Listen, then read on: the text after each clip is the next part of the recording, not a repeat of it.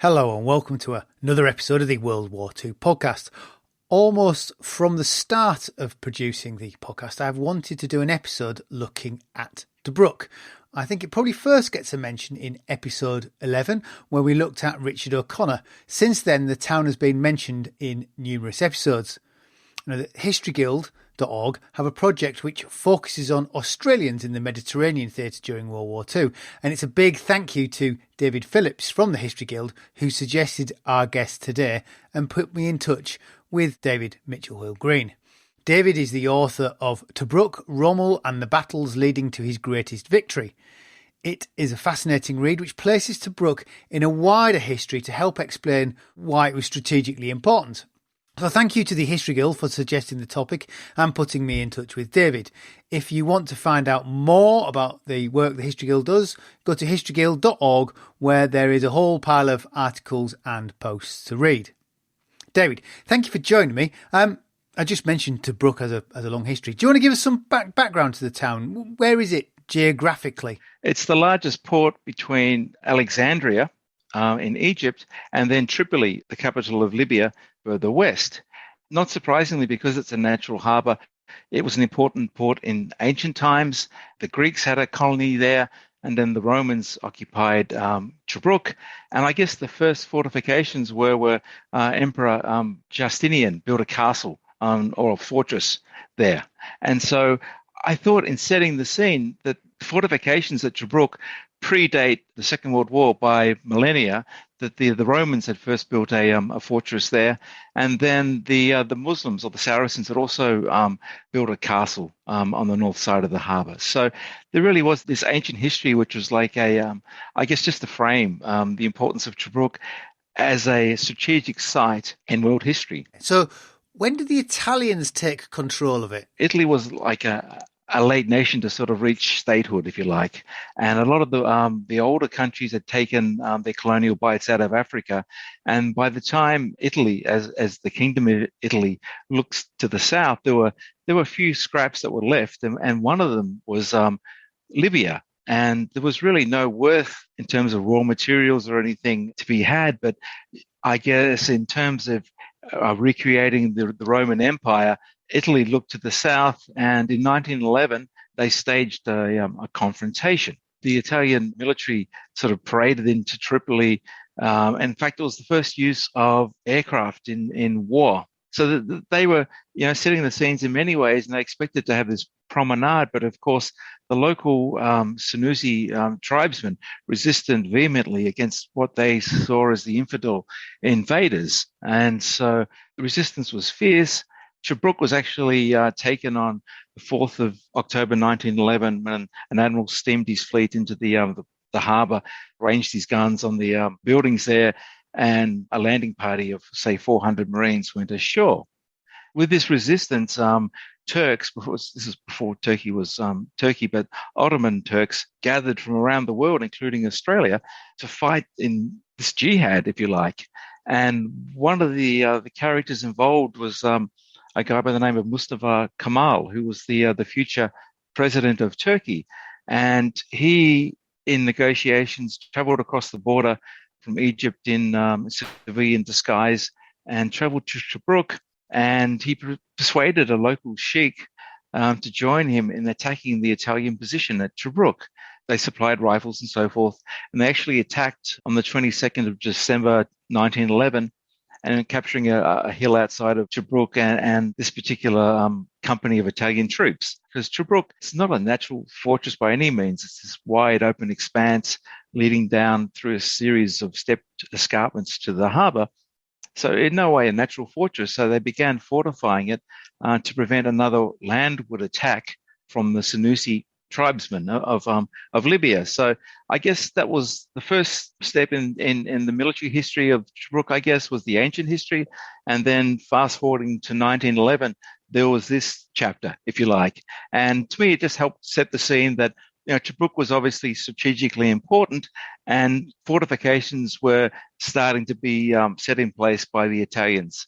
And of course, this formed the basis of what the British would overcome and then defend themselves behind. So the outbreak of the Second World War, the Italians 1940 crossed the Egyptian border, don't they?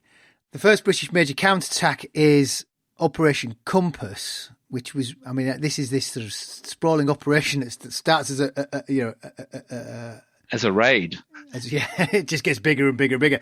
Was Tobruk initially seen as an objective by the British? Well, actually, in the long-range planning, Tobruk was on the whiteboard, let us say. But I think it started off because the Italians had only advanced some 60 miles across the Egyptian frontier.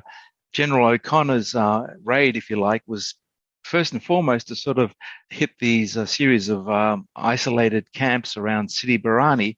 And then as this raid snowballed and became more and more successful, it rolled along the coast, taking the fortress of Bardia. The next large obstacle was then Tobruk, as he moved west towards Tripoli. Had the Italians, in the intervening years, expected to have to defend it from a modern force? I mean, we're talking about this idea of a fortress. Now, in the ancient world, it's easy to think of big walls and this, that, and the other. Are the Italians, when they'd been fortified, were they thinking of tribesmen, or had they been, expecting tanks and armour? Okay, so we saw initially how they were worried about tribesmen on horseback.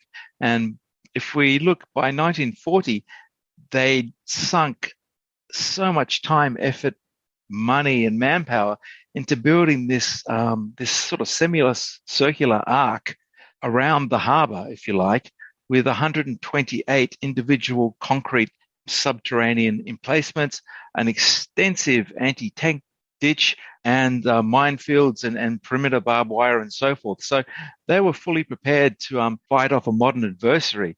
And by 1940, this was like the major fortress, if you like, guarding the province of Cyrenaica. I'm right in saying it's the Australians. Is it Ivan Mackay who's leading the attack when it comes to Tobruk? I mean, are they aware of the defences? I mean, did they fail? Why did they not just bypass them? Yeah, that's a good question. And I think as Compass had evolved from this raid, as we spoke about, into this staggering successful campaign, which pretty much annihilated the Italian 10th Army. So as it rolled towards Tripoli, Bardia had fallen in 3 days.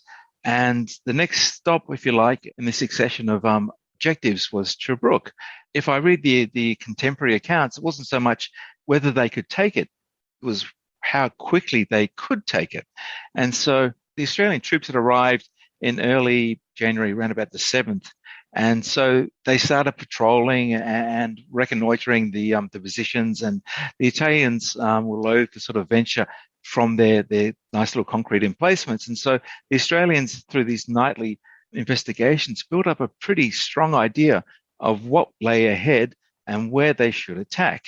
And so by the time the attack was launched on the morning of 21st of January, Ivan Mackay had a pretty clear idea of exactly where to breach the perimeter defences and how he would steam north towards the town and the harbour. Considering what's about to come, and when the Germans besiege it, what are the Australians doing right, or is it what are the Italians doing wrong for it to fall in? What is it? 29 hours it falls in? Yeah, so it fell in 29 hours, and I think to put it in perspective, the Australians had been highly trained in during their time in Palestine, and they were ready for their to enter the war. They'd been bloodied at Bardia, and so there was an extremely high spirit of morale, and that this will be another sort of walkover, because for the size of the fortress that they captured, it was immense. Like tens of thousands of Italians were taken prisoner, and this would seem to be a repeat of the previous operation.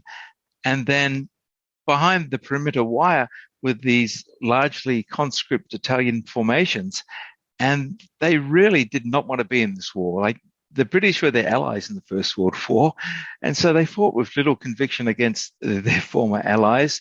And because they didn't, say, come out at night to repel the Australian patrols, they didn't upset the planning and the preparations and so forth. Although the fortifications were extensive, they were also flawed. And the anti-tank ditch, which was really quite formidable, where the Australians decided to punch through, and this is pretty much the exact spot where Rommel punched through in June 1942 was little more than let's call it a ditch, if you like. And so the Australians had built up a picture of the fortress, where to punch through against an enemy who didn't really want to fight in this particular war. Those Italians inside the perimeter had no naval nor air support. And so here was this attacking army already rehearsed from attacking Bardia, which was like a smaller version of Tobruk with its perimeter defenses and so forth. So in some ways, it was a replay of this earlier victory. And so it was all, as you said, wrapped up in 29 hours. When the British captured it, did they capture all the harbour intact, so it is instantly of some strategic use for the British? When the British captured it, it was mostly intact. There was sunken shipping. There was an Italian cruiser which had been attacked and that was smouldering in the harbour. But by and large, the town was captured intact, much to the enjoyment of the Australian troops, who adorned themselves in captured uniforms and started driving around in captured vehicles until the senior officers sort of forbade such activities. It fell pretty much complete into Australian hands, or British hands. The compass eventually comes to a halt, doesn't it? As it doesn't so much run out of steam, they're told to stop, and men get repurposed elsewhere. So there's this point where there's the British are actually creating a new line, albeit thin.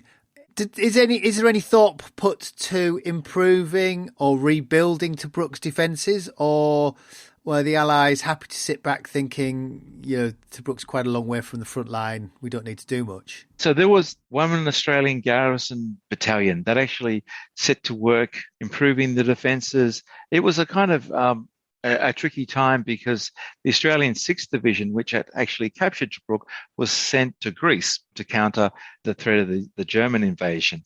And so the replacement division, the Australian 9th Division, arrived in Tobruk. They were sent to Garrison, Cyrenaica against the threat of German intervention. At that stage, the intelligence was that the Germans weren't really going to launch an offensive. If anything, this was German intervention in North Africa was preceding a new offensive in the Balkans, if you like. And so there really wasn't much of a threat that this new guy, Erwin Rommel, was going to break out of Tripoli and launch this offensive.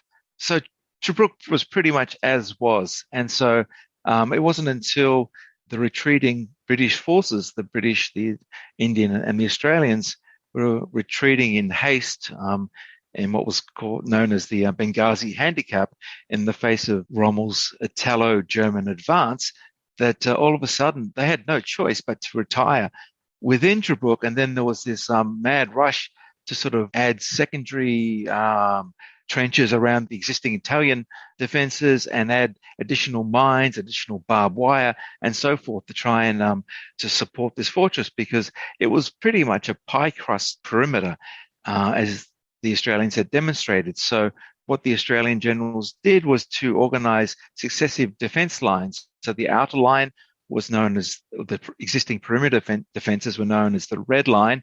There was then a blue line, and then around the harbour, a green line in the event of evacuation. So it was really important to provide defensive depth, because it had been shown that was one of the primary shortcomings of the Italians, in not having this defensive depth and also not counterattacking in a timely manner. I like the Benghazi handicap. It's like the Ghazala Gallop. These flippant horse racing references. I just think of these troops trying to fall back towards Tobruk, and motor transport was it was scarce. And I've read these personal accounts of isolated handfuls of men walking hundreds of miles through the desert past German columns at night, where they eventually reached the safety of Tobruk. But it was this mad, panicked rush, if you like. Once again, no one had expected to face this German onslaught. I know from reading some of the Australian accounts that the Australian troops of the 9th Division, they wanted to stand and have a fight, or have a go, as they wrote, because their sister division had actually captured Tobruk, and here they were hastily retreating back to who knows where. And so there was a frustration that we need to stand and actually fight this new adversary. Like O'Connor, was Tobruk an objective from the start for Rommel, or is it just becomes an objective as that's where he finds himself? Yeah, it's an interesting question because Rommel was the gambler, and as he stormed towards the Nile, which was beyond any orders or expectations of both his high command or the Italian high command, and initially very successful. So as he neared Tobruk, I think there was this, how do we say, like almost a victory disease that Tobruk would fall as easily as Benghazi and Derna and all these previous towns had fallen. And aerial reconnaissance showed shipping in Tobruk's harbor. It's interesting to surmise that, being the gambler that he was an opportunity to replicate probably his finest victory until then, which was the capture of St. Valery in France, where he'd captured, I think, 4 generals and a host of British troops and transport. Yeah, how determined are the British to hold Tobruk? Because politically, I think Churchill wants to hold Tobruk, but Churchill always wants to hold everything. The Australian Prime Minister Menzies, he's unsure, reticent about holding Tobruk. Have I got that right? I presume because Australian troops are in it, he's put some thought into what he feels should happen. It's interesting to look at both sides of the argument because, as we talked about the Benghazi handicap, as these formations were falling back, there was really little option but to fall back into Tobruk. If you look at the Royal Navy and the Royal Air Force, Admiral Cunningham and Air Chief Longmore, they wanted to hold Tobruk just to sort of keep the Luftwaffe at bay, because if they'd had established forward landing fields, then the Royal Navy fleet at Alexandria would have been threatened. We see Churchill; he was in dire need of a victory because events weren't too rosy. The Blitz and the what was unfolding in Greece, and so Churchill needed something that he could boast or like a high note that he could bring to the British people. Even General Archibald Wavell was familiar with Tobruk and had said it's not a good defensive position. Once again, this big open expanse with these positions that really had flaws, and it was a pie crust perimeter, as we spoke about, that could easily be surmounted by a determined force. So he was not really totally impressed with Tobruk, but as he said later, he really had no option but to defend Tobruk. And then in London, at the time, the Australian Prime Minister, Robert Menzies, who had actually visited Tobruk on his way to London to discuss the defence of Singapore. So he'd been there firsthand and had scouted the terrain and so forth. And he also, being a critic of Churchill and his leadership, was also questioned whether Tobruk was the right place to make a stand. And also within Whitehall, Major John Kennedy, who was the Director of Military Operations, thought it was absolutely wrong. And he was suggesting that the British fall back, as they did with the Italians, and then to fall upon them rather than bottling themselves up within this isolated fortress. And logistics was always going to be difficult. Could they supply this fortress by sea for an extended period of time? So there was certainly no 100% consensus that Tobruk should be held, but by necessity was. And history has obviously shown that it was the right decision to have been made. I'm right in saying it's an Australian show, isn't it? The CNC, Commander-in-Chief of Cyrenaica's, is it Laverick, who's Australian, is the commander at Tobruk, Leslie Moorhead? I've got that right? Yeah, so Laverick was the commander of Cyrenaica Command. He was relieved shortly into the siege, and General Leslie Moorhead, who was the commander of the Australian 9th Division, was made fortress commander. Actually, General Laverack's place in the beginning is actually largely unknown or overshadowed, but he was instrumental in suggesting that Tobruk be held. I mean, it has a 28-mile perimeter, which is an enormous perimeter, because it's actually not physically, the town doesn't take up much space. When I looked it up on Google Maps, I thought, I thought it was a huge sort of sprawling type affair, and it's not quite.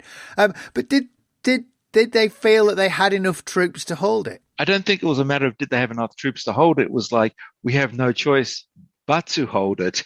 You've got what you're given, and here we stand, and here we make our stand. And under General Leslie Moorhead, who was defiant that this was the place to make a stand. And he's quoted as saying, "There'll be no Dunkirk here." Yeah, is it balanced force, or is it a sort of a polyglot of just people who sort of come in?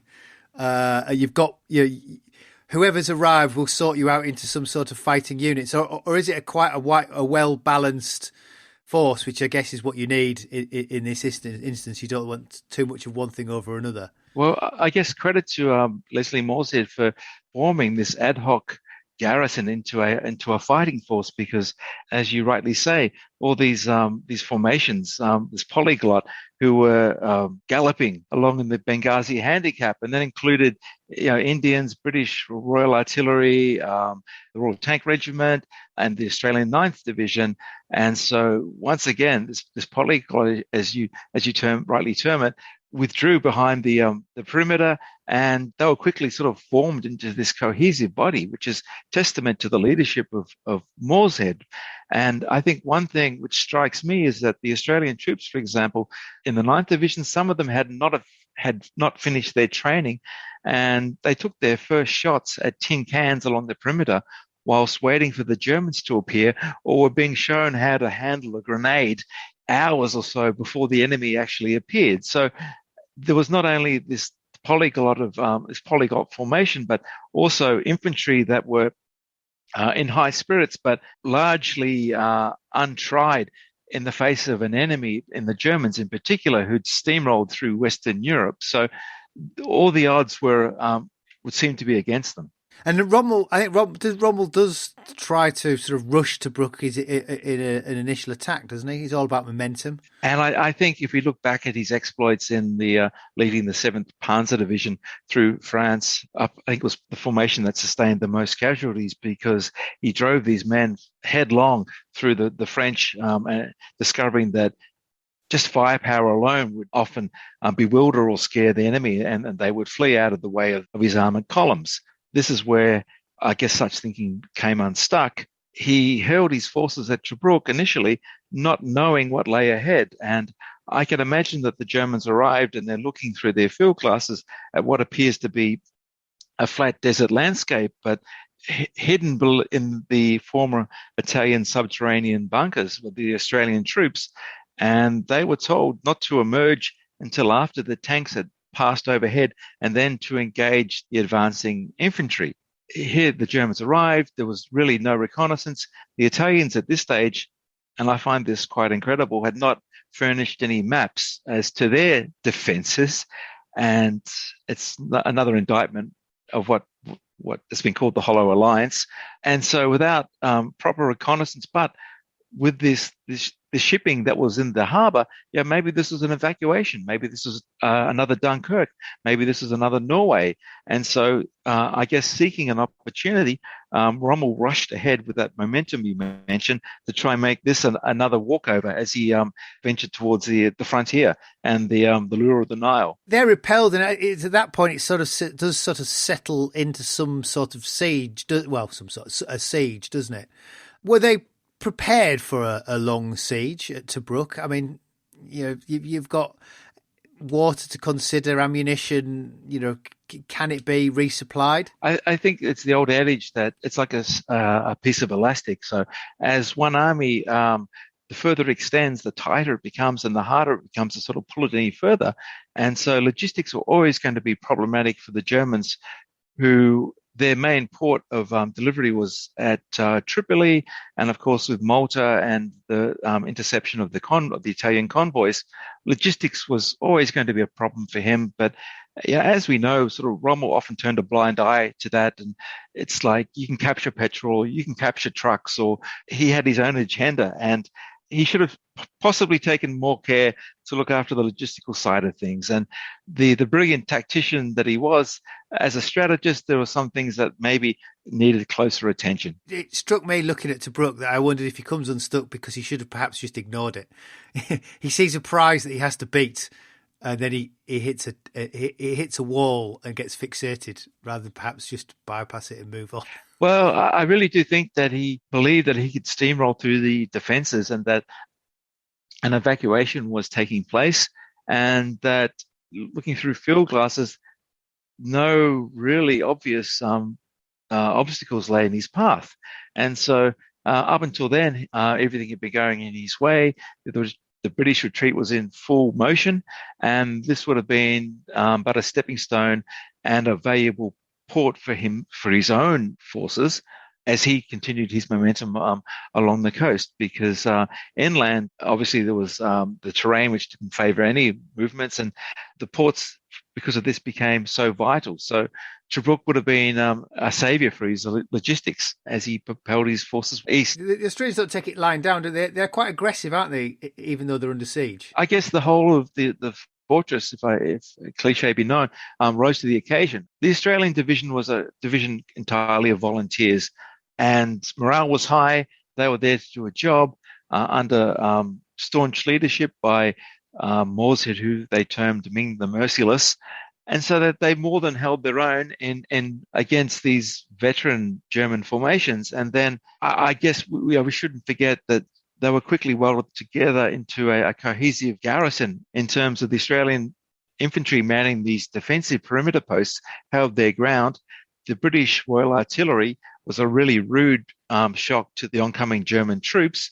At the beginning, the RAF provided cover and attacked the German columns as they neared Tobruk. And then the Matilda Tanks, which the Germans were actually really quite fearful after they first encountered them during the fighting in France. There was a handful of Matilda Tanks at the very beginning, but over time they were built up through their naval supply. The Australians were actually aggressively patrolling as well. They were actually going out and taking the fight to the Germans, weren't they? So right from the very beginning, one of Leslie Moorhead's key stratagems was offensive patrolling, if you like.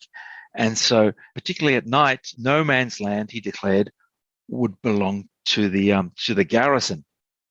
And so the Australians would sneak out, and the Indians at night, fix bayonets and cause mayhem, fear behind the German lines, or the Italo-German lines, and then retreat home just before sunrise. And so who would know where they would strike next? And so searchlights would sweep no man's land, constantly looking for these small groups of patrolling Australians. And in time, some of these patrols were sent out in daylight, and particularly against the Italians, they were staggeringly successful in rounding up the enemy and bringing them back in. Obviously, there's the stories where they capture 400 Italians, and Rommel went to inspect the Italians and didn't know they were gone. Exactly, and I think as he cautiously peeked over a ridge, all he could see were their discarded caps. It's a testament to how successful this aggressive patrolling was. How close did Rommel come to capturing Tobruk? Okay, so there was a series of battles which are today referred to as the Easter battles. Over 3 or 4 successive days, various assaults were launched in the southeast section of the perimeter, all of which failed. And then, having done that, he flung the Italians on the western side, which also failed. And then I think there was a consensus amongst these generals that they just did not have the manpower and to succeed. And then General von Paulus was sent out from Berlin to see exactly what was happening, because this general, who had no authorization to launch this campaign, was engaged in a serious battle when the German high command was obviously transfixed with the forthcoming invasion of the Soviet Union. And so General Paulus inspected Rommel's logistics and what he had at hand, and sanctioned a further attack, which was launched on the 30th of April. And this also included advanced elements of the 15th Panzer Division, who were rushed into battle, tired, without rations, also not knowing what lay ahead. And so furious fighting ensued. The Germans managed to capture probably about 15 of the perimeter posts, and so that they formed a bridgehead, and their advance ultimately stalled.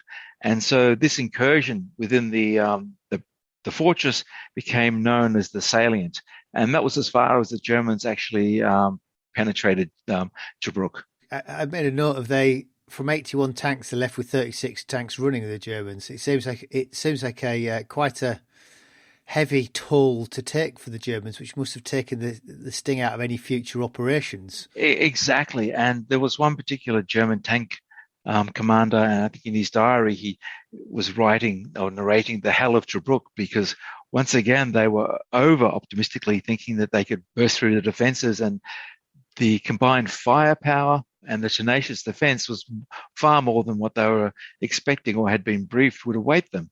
And so they were repulsed in these unknown defensive positions and unknown terrain. The German tanks, having traveled overland from Tripoli, a lot of them needed overhauls. The sand and the grit and the dust was playing havoc with their engine life, which was cut in half compared to European conditions, because this army was never designed to fight in North Africa, and it was hastily put together. Although I read contemporary newspapers and they talk about this German elite corps that had trained in hothouses, yeah, in effect, the Africa Corps at the time was thrown together and given preliminary lectures by Germans who traveled to Africa prior to the war. Their first armored columns arrived still wearing the dark grey European camouflage. It was really a hasty intervention to sort of prop up Mussolini, who at the time there was a threat that the British would reach Tripoli and then possibly what would happen to the Axis partnership, what would happen to Italy in the war. And so this intervention was never designed as to support Rommel's venture into Egypt. It was to sort of prop up the Axis alliance and just to shore up the Mediterranean while the Germans prepared for Barbarossa, the invasion of the Soviet Union. You mentioned newspapers there. I wonder, from a propaganda point of view, how important was the siege of Tobruk at the time? So here we have this remote, isolated, fortified harbour that was suddenly thrust onto world headlines, because at the time it was a bright note in the war. Churchill, on April 27th, to the House of Commons, delivered a speech where he announced that Tobruk, the fortress of Tobruk, which flanks any German advance, we hold strongly. There we have repulsed many attacks, causing heavy losses and taking many prisoners. And so for the free world, if we term it that, here was a bright note in the war. And so Tobruk had actually captured the world's attention, even though it was, I don't know, do we call it a minor sideshow to events elsewhere? It was really elevated in terms of front page coverage, if you like. In some ways, it was its undoing the following year in 1942, because its prestige was stronger than its strategic value by then. But it was certainly plastered over newspaper headlines across the world at this time. So how was it eventually relieved? It's relieved after 241 days, which is a tremendously long siege. It was, and the German forces had reached the Egyptian frontier, but they were unable to press forward. Rommel was constrained by this thorn in his side. And so until he took Tobruk, he was unable to move forward, because the British could have sallied forth from Tobruk and his flanks would have been open to attack. And so it was virtually a stalemate. Several British operations had failed, Operation Brevity, for example. And it wasn't until the end of the year that Operation Crusader managed to punch through the German columns and relieve Tobruk. The British then push Rommel back. But Auchinleck is now in charge in the Middle East. Wavell's been moved on. Auchinleck doesn't believe that Tobruk should be held if ever comes to it again. Why is he not seeing Tobruk as a strategic port to be held when previously it had been? So at the beginning of 1942, Auchinleck was adamant that Tobruk would not be held again, and he issued Operational Order 110 that forbade any future siege, because they had been costly in terms of shipping and shipping losses to the Royal Navy and also to the Royal Air Force. And so there was a general consensus that Tobruk would not be held again. And by this stage, a series of fortifications had been built along the so-called Gazala line. And so Tobruk was now this rear facility of docks and harbour installations, refrigerating plants, tank workshops, if you like. And so it was not the first-line fortress that it had been in 1941, and indeed it was not essential to the survival of the British Army. But at the same time, its prestige and its political clout outweighed its strategic value. So when the crunch came again, when Rommel once again threatened it, its past overshadowed its standing, if you like. And although it had as Auchinleck called no strategic value at all, Churchill pressed for it to be held. This is after the other horse race, the Gazala Gallop. Now, at this point, the Australians have, I'm right saying the Australians have been withdrawn mainly from the theatre, and it falls on the South Africans to hold Tobruk. But again, it's unfair to blame the South Africans because I think South African commanding officer, though it will be a mix of Commonwealth troops. So in 1942, after the Japanese entry into the Pacific War, the bombing of Pearl Harbor, the attacks on Hong Kong, Malaya, and so forth, Australian troops were no longer in North Africa. In this occasion, with the Gazala Gallop, in 1942, it was the South African 2nd Infantry Division, which was found itself bottled up in Tobruk and facing Rommel. So, I mean, this is what I find interesting. What are the big differences, at the start of what is going to be a short siege? What are the big differences in the makeup of the forces? Is there a big difference? Rommel was the strongest he'd been in the fighting in North Africa, in the North African campaign. So his troops were flushed with success, having punched through the Gazala line. Although the fighting was heavy, particularly the Free French forces at Bir Hakeim, the momentum was well and truly on his side. And the Egyptian frontier was within sight.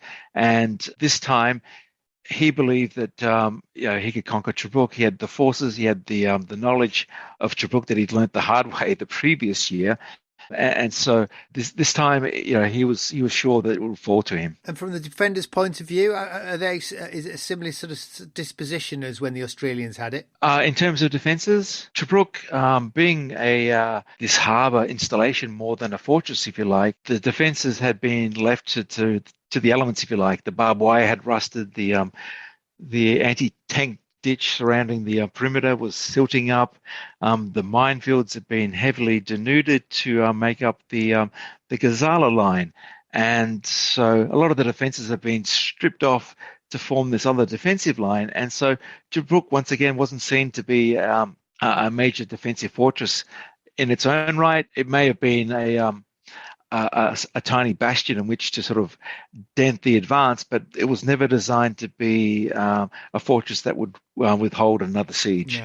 No, it falls in a day, doesn't it? It does fall in a day, much to Churchill's horror and Rommel's delight. I think he termed it a wonderful battle. Well, you can see why after he sat there for 240 days, the previous year, staring it across, he must be wondering how on earth he's managed to change things in a day. Was it so dramatically? Was it a complete failure of defence on the part of those defending, or were they just outmanoeuvred? So it's interesting, and if I use the analogy, the Swiss cheese phenomenon. If you're familiar with that, where it's not one individual problem, but it's a whole series, like the holes in a piece of cheese. But when they all align, it's a recipe for disaster. We can look at it now and even shake our heads, because Ultra knew that Rommel wanted to take Tobruk. And then Auchinleck believed that Rommel would use his original plan, which was thwarted because of Operation Crusader, but he intended to launch another attack in November 1941. And these plans, which have been captured, were actually dropped onto the Tobruk garrison, saying this is where we think he'll attack, using these plans from the previous year. And I think German gunners arrived, and they were amazed to find ammunition still sitting in the same positions as it had been left the previous November for this attack that never eventuated. It was well known within the higher circles that Rommel was going to attack, and that we had his plans. And there was an American, an official advisor, or observer, I should say, a Colonel Max Schuyler, and he was actually given a detailed overview by a junior British officer of exactly where Rommel would attack. And so it seems quite incredible that here was this knowledge of Rommel's intentions. And then at the same time, we have Churchill, who once again needed a victory on land in the wake of the German offensive in Russia, and also the string of victories they were having in the Far East. So Churchill could pressure Auchinleck, and as Rommel neared, he signalled him saying, "Long as Tobruk is held, no serious enemy advance into Egypt is possible." After all, we went through this all in April 1941, not understanding how Tobruk's importance had changed, and it certainly was not the fortress that had repulsed the Axis attack the previous year. But once again, as Auchinleck later summed up, the Prime Minister was desperately searching for results to keep up morale in England. It seems like a disconnect between the military command, who are not interested in keeping it in the Middle East, and Churchill, who thinks they're going to, because they've held out once, they're going to hold out again because he wants them to. It is the oddity, I think, which is why it becomes a bigger thing. Yeah, exactly. And to return to the Swiss cheese phenomenon, there were so many shortcomings. The fortress commander, General Hendrik Klopper, he was young for his standing. He was not yet 40 years old, and he'd assumed command of the 2nd South African Infantry Division only weeks earlier on the 15th of May. He was too young to have fought in the First World War, unlike General Leslie Morshead, who'd actually stormed ashore at Gallipoli and cut his teeth, if you like, against the Turkish defences. So this was his first combat role. He was advised at the very last moment that Tobruk was to be held for 3 months. So he convened a meeting with his junior officers and advised them of this, but without giving any mention of a tactical plan. On the day of the actual assault, if I put together like a potted timeline, his chief of staff dismissed the early Luftwaffe bombing as just being the normal raids by the Luftwaffe, so it was nothing to be worried about. And then Brigadier Andrew Anderson, who of the 11th Indian Brigade, filed a report at 7 a.m., bearing in mind that the attack was launched at 5:20, that the situation was in hand. And then the squadron commander of the 4th Royal Tank Regiment, he was allowed to sleep until 8:40 a.m. As the columns burst through where the Indian defenders had been mercilessly hammered by Stuka dive bombing and bombardment, it was not until 9:30 a.m. that the British Coldstream Guards received an order to counterattack. General Klopper, who was in his headquarters, who it's been said had never actually visited the frontline positions where the attack would probably push through, complained as late as 11 a.m. that he was completely in the dark as to what was happening. And then later, by 4 o'clock in the afternoon, with the enemy approaching his fortress headquarters, it was noted that tea was being brewed to celebrate the birthday of one of the divisional staff officers. Some of the Indian Maratha soldiers who'd been at the point of the Axis forces had penetrated to the perimeter had swum across the harbour to report that enemy tanks were advancing, and they were branded as deserters. So there was a series of disillusionment, utter communication breakdown, and then on top of that, his dispositions around the perimeter were crazy because, for example, if I look at a map, the 2nd, 7th Gurkhas had been positioned beside this steep wadi or gorge, if you like, and there was never going to be an attack at that particular place on the far eastern side of the perimeter. So that they were positioned there were pointless. And the South African divisions were pretty much formations were in the western part and along the coastline. Like the 1st South African Police Battalion was actually on the Mediterranean Sea. And so the Germans pushed through. By nightfall, they were approaching the town. A lot of the South African infantry had not even fired a shot, much to their dismay. It seems a systematic failure of leadership. So a leadership failure at many levels. And then during the night, it was sort of proposed that like a secondary defensive line could be dug in the western part of the fortress to hold out.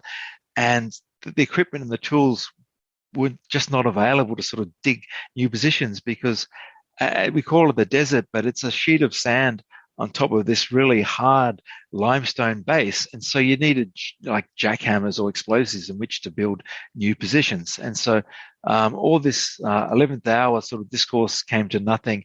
And Klopper proposed that he has really nothing to do but to surrender the next morning. I get the feeling he probably couldn't have held out anyway, but it just feels like that it fell faster than it possibly might have done if there hadn't have been all these sort of systematic breakdowns in communication and a failure to counteract or counterattack in a timely manner. The artillery was either sighted too far forward or too far back. There were not sufficient anti-tank guns.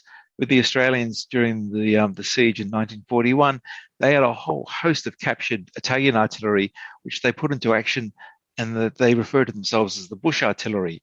And under the instruction of British officers, provided more firepower, much to the horror of the Germans. And there was no bush artillery in 1942, but by 7 p.m., the 21st Panzer Division was overlooking the town of Tobruk, and so it was a position that was untenable, and so had no choice really but to surrender. It's a huge blow for Churchill. How is it? Just out of curiosity, you might not have an answer for this. Obviously it'll have been with the Australians holding out in the first siege. It would have been presumably a huge story in Australia. How is it viewed when it falls so quickly in Australia with the second siege? Or is it not covered because the Australians are not there and the Pacific's overwhelming? It was certainly covered. I guess it was the suddenness that was the shock, because I think the expectation would have been that Tobruk had held out the previous year, it could do so again.